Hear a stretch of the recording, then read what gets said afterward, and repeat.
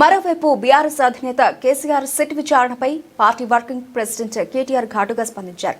SIT అధికారులు చట్టాన్ని గౌరవించలేదని, అయినా సరే కేసీఆర్ విచారణకు సంపూర్ణంగా సహకరించారని ఆయన తెలిపారు. రాష్ట్ర ప్రభుత్వం అడిగినట్టుగా సిట్ ప్రశ్నలు వేస్తోందని మండిపడిన ఆయన ప్రతి ప్రశ్నకు కుండబద్దలు కొట్టినట్లు కేసీఆర్ బదులిచ్చారని వెల్లడించారు.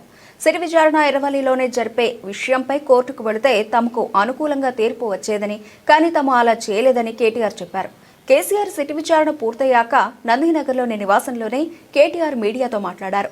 ప్రజల అపోహలు, అసత్యాలు సృష్టించేందుకు సిట్ విచారణను కాంగ్రెస్ సర్కార్ కొనసాగిస్తోందని కేటీఆర్ దుయ్యబట్టారు. ముఖ్యమంత్రి గారు తిరిగి తెలంగాణలో వచ్చే వరకు మరి గతంలో ఓ సినిమా వచ్చింది, హిట్ 1, హిట్ 2, హిట్ 3 అని 3 భాగాలుగా. అట్లాగే సిట్ 1, సిట్ 2 అని చెప్పి టైంపాస్ కార్యక్రమం చేస్తా ఉన్నారు. ఎందుకు చేస్తున్నారో వారికే తెలవాలో, మాకైతే తెలియదు.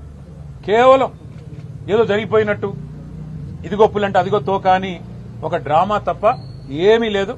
ఒకటి మాత్రం చివరిగా నేను చెప్పదలుచుకున్నా, కేసీఆర్ గారి మీద బురద జల్లాలి అనుకుంటే అది సూర్యుడి మీద ఉమ్మేయడమే అవుతుంది.